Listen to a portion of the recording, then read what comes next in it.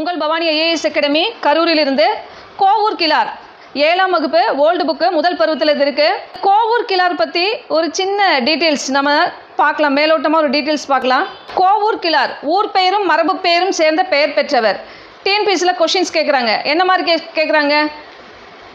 ஊர் பெயரும் மரபு பெயரும் சேர்ந்து பெயர் பெற்ற புலவரின் பெயர் என்னன்னு கேட்கலாம். இல்லை கோவூர் கிழாருடைய சிறப்பு பெயர் என்ன, புனை பெயர் என்ன, இணை பெயர் என்ன, இந்த மாதிரி எப்படி வேணாலும் கொஷின்ஸ் கேட்கலாம். இப்போ அதுக்கு தகுந்த மாதிரி என்னென்னா நம்ம ப்ரிப்பேர் பண்ணியிருந்தோம்னா ஈஸியாக அடிக்கலாம். சரி, செகண்ட் ஒன் உறையூர் சோழலாருக்கு, அதாவது நெடுங்கிள்ளி, புகழூர் சோழராருக்கு நடுங்கிள்ளி, இவங்களுக்கு இடையில் தூது சென்றவர் யார் அப்படின்னா இந்த கோவூர் கிழார் தான் என்ன பண்ணியிருக்காரு, தூது சென்றிருக்காரு. கொஷின்ஸ் கேட்குறாங்க. அதாவது கோவூர் கிழார் எந்த மன்னருக்காக தூது சென்றார் அப்படின்னு கொடுத்து கீழே ஆப்ஷன்ஸ் கேட்குறாங்க. சரி, அப்படி இல்லைன்னா என்ன மாதிரி கேட்பாங்க? நெடுங்கிள்ளிக்கும் நலங்கிள்ளிக்கும் இடையில் நடந்த போருக்கு தூது சென்ற புலவர் யார் அப்படின்னு கேட்கலாம். இந்த மாதிரி கொஷின்ஸ் வந்து என்னென்னா மாற்றி மாற்றி அதை மென்ஷன் பண்ணி ஒரு 2-3 டைப்பில் நம்ம கேட்கலாம். அப்போ படிக்கிறப்பே நம்ம என்ன பண்ணோம், இந்த இந்த இந்த ஹிண்ட்ஸ்க்கு வந்து இந்த மாதிரி தான் கொஷின்ஸ் வரும் அப்படிங்கிறத நம்ம யோசித்து பிளான் பண்ணி படிக்கணும். தேர்ட் ஒன் பாருங்க, நெடுங்கிள்ளியின் தம்பி யார் அப்படின்னா நலங்கிள்ளி. அரசுரிமை போரில் தோற்று கதவடைத்தவன் யார் அப்படின்னு கேட்டால் நெடுங்கிள்ளி. முற்றுகையிட்டவன் யார், அதாவது இதில் ஜெயிச்சது யாரு, நலங்கிள்ளி. அவர் தான் என்ன பண்ணுறாரு, முற்றுகையிடுறாரு. இப்போ இதுக்கு ஒரு சிறப்பான ஒரு பாடல் ஒன்று, அதாவது கோவூர் கிழார் பாடுறாரு. என்ன பாடுறாரு அப்படின்னா, அறமாயின் திறக்க மரமாயின் அமர்புரிக இருவரும் வேறல்லல் இயற்கையும் அன்று தோற்பது நும்குடி என்று நெடுங்கிள்ளியிடம் யார் சொல்கிறாங்க? கோவூர் கிழார் தான் மாதிரி ஒரு பாடலை பாடுறாரு. என்ன பாடல்? அறமாயின் திறக்க மரமாயின் அமர்புரிக இருவரும் வேறல்ல இயற்கையும் அன்று தோற்பது நும்குடியே. அப்போ இந்த பாட்டு வந்து பாருங்கள் ரொம்ப ரொம்ப ரொம்ப ரொம்ப ரொம்ப இம்பார்ட்டன்ட். இப்போ இதை வந்து என்ன பண்ணுவாங்க அப்படின்னா கொஷின்ஸில் வந்து ஈஸியாக நல்லா கேட்பாங்க. இதை நம்ம என்ன பண்ணணும், நல்லா ஞாபகமாக வச்சுக்கணும். அறமாயின் திறக்க மரமாயின் அமர்புரிக இருவரும் வேறல், இப்பாடலின் ஆசிரியர் யார் அப்படின்னு கேட்கலாம். இல்லை அறமாயின் திறக்க மரமாயின் அமர்புரிக இருவரும் வேறல்ல அப்படிங்கிற ஒரு சென்டென்ஸோ, இல்லை அது கீழே இருக்க சென்டென்ஸ் இயற்கையும் அன்று தோற்பது நும்குடியே, இந்த பாடலை எழுதிய புலவர் யார் அப்படின்னு கூட கேட்கலாம். அப்போ நம்ம என்ன, இதுவும் நம்ம தெரிஞ்சிருக்கணும். சரி, இந்த பாடல் வந்து யாருக்காக, எந்த மன்னருக்காக எழுதப்பட்டது அப்படின்னு கூட கேட்கலாம். அப்போ இந்த பாடல் வந்து ரொம்ப ரொம்ப ரொம்ப ரொம்ப இம்பார்ட்டன்ட். சரிங்களா? நெக்ஸ்ட்டு, நெடுங்கிள்ளி இலத்தனார் என்ற புலவரை ஒற்றன் என்று கருதி தண்டிக்க முனைய புலவரை காப்பாற்றி வரும் யார் அப்படின்னா நம்ம கோவூர் கிழார் தான். என்ன பண்ணுறாரு, நெடுங்கிள்ளி இளந்தனார். இப்போ இது சம்மந்தமான டீட்டெயில் நம்ம வந்து மேலே வந்து தெளிவாக பார்க்கலாம். என்ன, அதாவது இதோட ஸ்டோரிஸ் என்ன அப்படிங்கிறத நம்ம தெளிவாக பார்க்கலாம். இளந்தனார் என்ற புலவரை ஒற்றன் என்று கருதி என்ன தண்டிக்க முனையும் போது கோவூர் கிழார் தான் என்ன பண்ணுறாரு, இந்த இளந்தனாரை என்ன பண்ணுறாரு, காப்பாற்றுறாரு. சரிங்களா? நெக்ஸ்ட் ஒன், மலையமான் திருமுடிக்காரின் குழந்தைகளை கிள்ளி வளவன் யானைக்காலிலிட்டு கொல்ல முயன்ற போது தடுத்து நிறுத்தியவர் யாரு, கோவூர் கிழார். யாருடைய மகன்? மலையமான் திருமுடிக்காரின் குழந்தைகளை, சரிங்களா, யார் இது பண்ணுறாங்க, கிள்ளி வளவன். இவர் தான் என்ன பண்ணுறாரு, யானைக்காலில் இட்டு கொல்ல முயற்சி பண்ணுறாரு.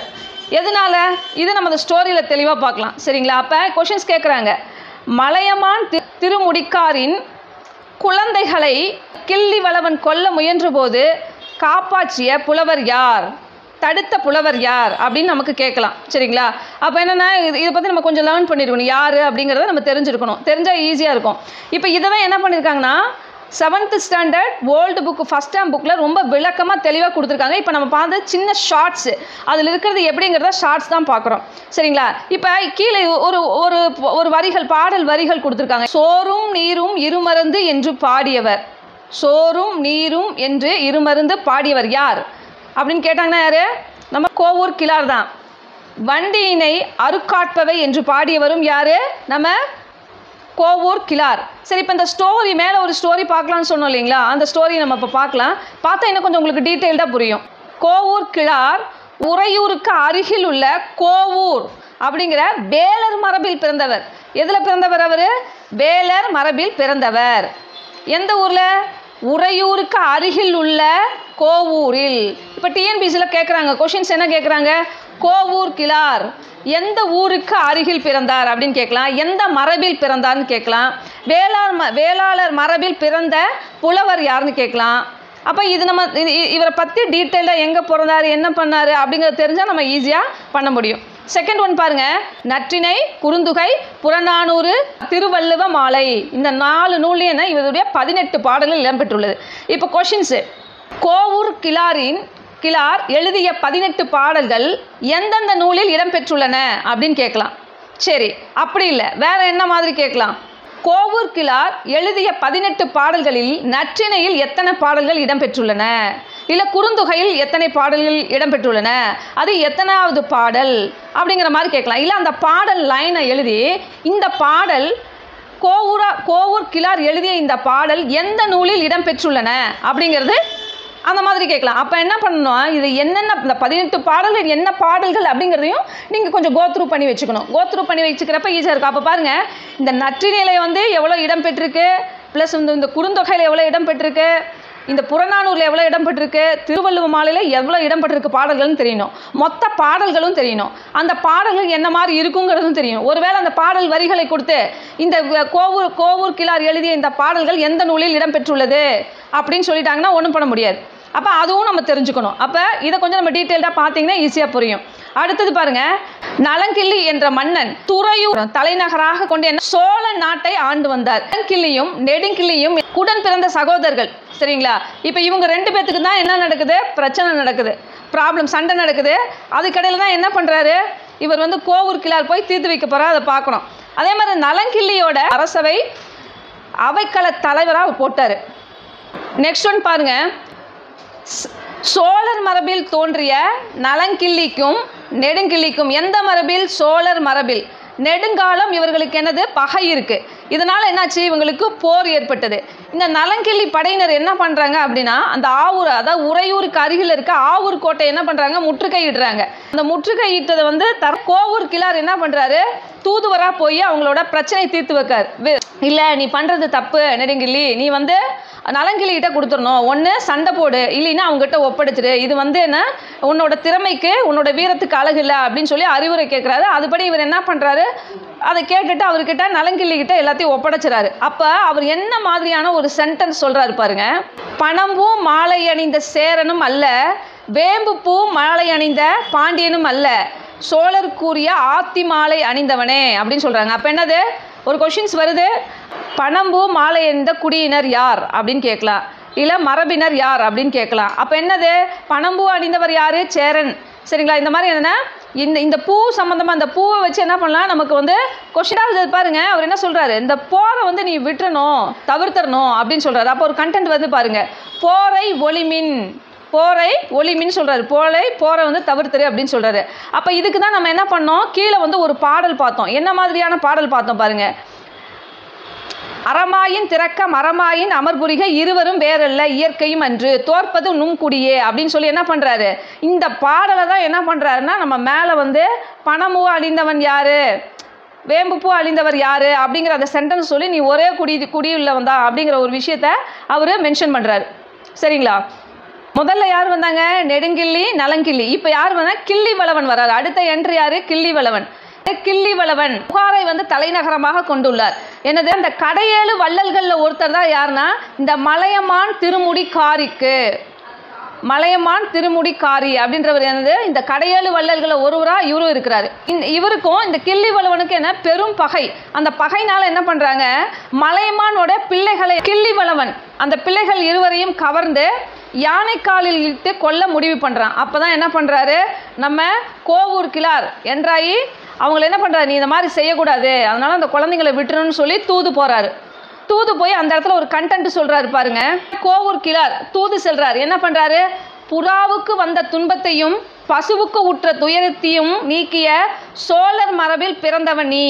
இந்த கண்டென்ட் யாருக்காக சொல்லப்படுதுங்கிறது ரொம்ப முக்கியம். என்னது, இந்த கண்டென்ட் யாருக்காக சொல்லப்படுதுங்கிறது முக்கியம். யாருக்கு சொல்றாரு அவர் இந்த கண்டென்ட், கிள்ளிவளவனுக்கு சொல்றாரு. இந்த கண்டென்ட் யாருக்கு சொல்றாரு, கிள்ளிவளவன். புறாவுக்கு வந்த துன்பத்தையும் பசுவுக்கு உற்ற துயரத்தையும் நீக்கிய சோழர் மரபில் பிறந்தவர் நீ அப்படின்னு சொல்றாரு.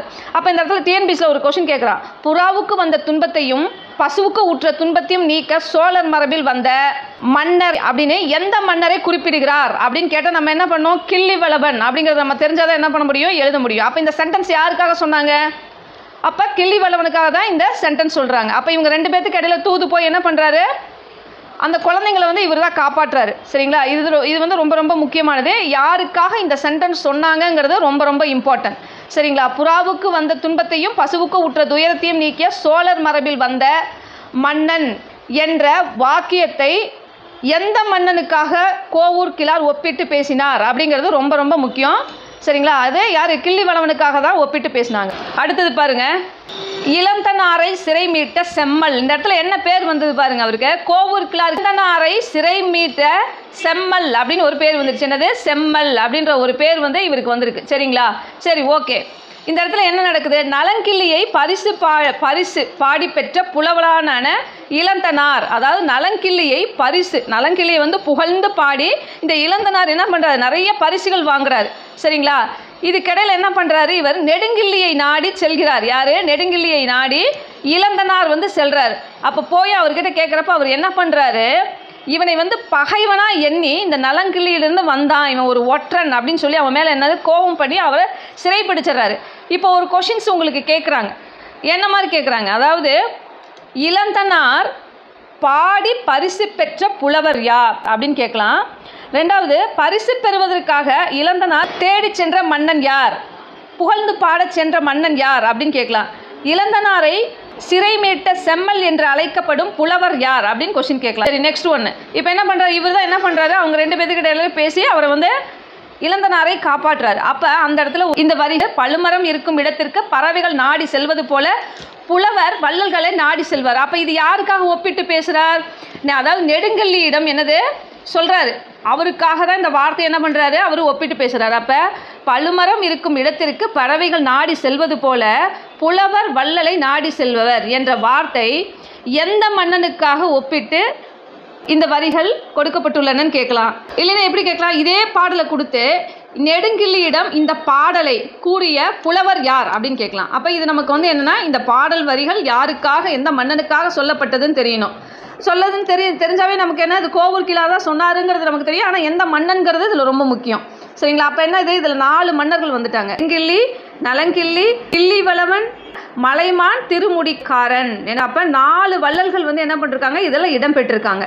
சரிங்களா, அதுக்கப்புறம் என்னது, புகழ்ந்து பாடிய புலவர்கள் யார், கோவூர் கிழார். அவர் தான் இது எல்லாமே, இது வந்து ஹீரோவே யார், கோவூர் கிழார் தான். இதில் இளந்தனாரை அப்படிங்கிற ஒரு புலவரை தான் அவர் என்ன சிறை மீட்டு போகிறாங்க. சரிங்களா, சரி, அடுத்தது பாருங்க, அதாவது குறள் வந்து 648. குறள் என்னது, 648. இந்த திருக்குறள் எத்தனாவது திருக்குறள் அப்படின்னு கேட்கலாம். இல்லை இந்த திருக்குறளோட வரிகளை கொடுத்து என்ன கேட்கலாம், இதனுடைய பால் என்ன அப்படின்னு கேட்கலாம். இதனுடைய பால் என்ன, பொருட்பால். சரிங்களா, அடுத்தது என்ன கேட்கலாம், இந்த வரிகளை கொடுத்து இதோட இயல் என்ன அப்படின்னு கேட்கலாம். அப்போ இதோட இயல் என்ன, அமைச்சியல். சரிங்களா, சரி, இது என்ன அதிகாரம் அப்படின்னு கேட்கலாம். விரைந்து தொழிற்கேட்கும் ஞானம் நிறந்தகனிது சொல்லுதல் வல்லற் பெறின். இதனுடைய என்னது, இது ஏதாவது ஒரு லைன், 2ல் ஏதாவது ஒரு லைனை கொடுத்து இதனுடைய அதிகாரம் என்ன அப்படின்னு சொல்லி கேட்கலாம். அதிகாரம் என்ன, சொல்வன்மை. சரிங்க, இப்போ இதில் அடுத்து ரொம்ப ரொம்ப இம்பார்ட்டன்ட். அடுத்தது என் நூல் ஆசிரியர் யார், இப்போ சுந்தரேசன் குறள் நெறி இலக்கிய கதை எழுதினவர் யார் அப்படின்னா சுந்தரராசன். என்னது, சுந்தரராசன்.